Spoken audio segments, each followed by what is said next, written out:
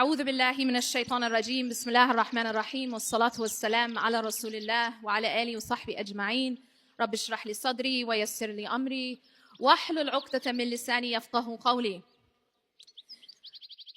So we've heard many talks today, very moving, inspirational talks. In one of those talks, there was a mention about an analogy, and that is the analogy of the bird. And the Sheikh mentioned that this bird, in order to fly properly, has to have two wings. And he mentioned that those two wings are sabr and shukr. Inshallah, today, I'm going to talk about the second wing, which is shukr. But in this talk, I want to approach it from a different perspective. I want to go to an ayah in the Quran in which Allah subhanahu wa ta'ala tells us about an announcement that has been made. And this announcement was made by Allah subhanahu wa ta'ala and said by Musa alayhi salam. But before I tell you what that announcement is, I want to give you some context. And I think that this context will be even more timely now.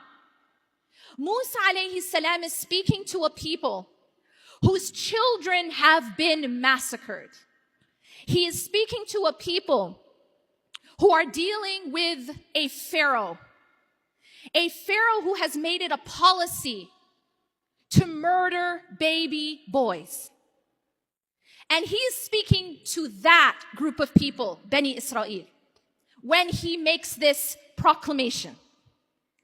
Now, keeping that in mind, I want you to listen carefully to what he proclaims from Allah subhanahu wa ta'ala. And this is the proclamation of Allah.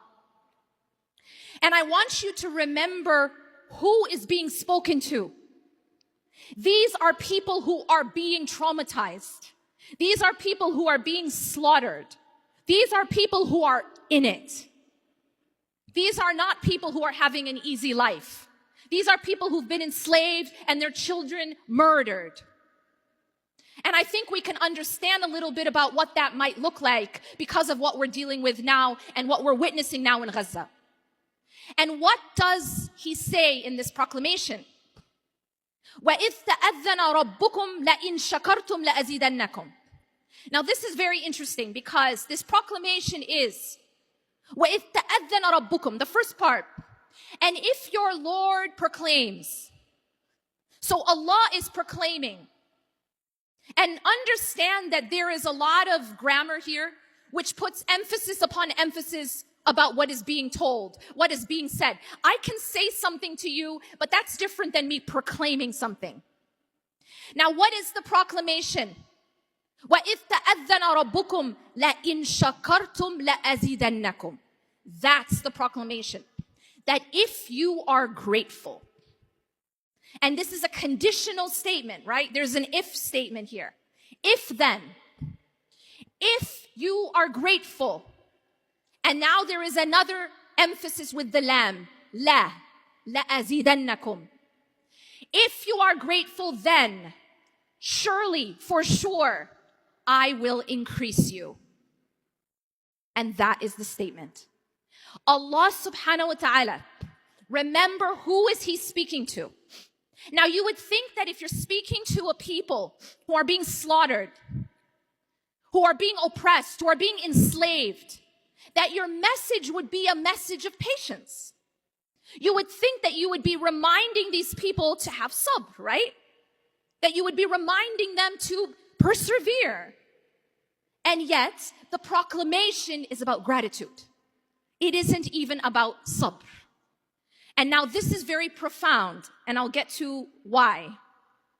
But the proclamation is a divine principle, and that is, if you are grateful, Allah will increase you. Now, if you study psychology, and I'll talk about psychology for a second. If you study psychology, especially modern positive psychology, there is a big emphasis now on well-being and the study of happiness. And they've moved away from abnormal psychology, figuring out how the human being can break down and figuring out how to fix it. And now there's a lot more emphasis on increasing well-being and happiness. And what they found is very fascinating when you look at all these studies. What they find is that everyone wants to be happy. And yet, they found that people pretty much live on this sort of baseline happiness. It's a set point. And that when really exciting things happen in your life, you have a peak, but you pretty much go back to baseline. And similarly, when something difficult happens in your life, you have this, this low, but you pretty much come back to baseline. And this baseline is not so easy to change. But they found that there are two reliable ways to increase the baseline. And what are those two reliable ways? Number one, service to others. That in the service of others, you can actually increase your own baseline happiness. Something that you can't do by winning the lottery. Something that you can't do by getting a promotion. Those are temporary spikes. But service actually increases the baseline. They found something else that reliably increases the baseline, and that is the practice of gratitude. Gratitude is so powerful, they find, that keeping a gratitude journal, just writing down 3 to 5 things that you're grateful for every single day, has been found to even help with symptoms of depression. So gratitude, we've found today in psychological studies, increases you in happiness and actually helps you with depression. Now let's go back to this statement of Allah subhanahu wa ta'ala. If you are grateful, I will increase you. Now I want to come back to the context of who's being spoken to. Again, these are people who are going through tragedy. People who are being slaughtered, people who are being oppressed. What does that have to do with patience? They're not being told, be patient. They're being told, if you are grateful, I will increase you. There's a very powerful principle, and it goes like this. Whatever you focus on grows. I want you to remember that. Whatever you focus on grows. What this means is, if you are the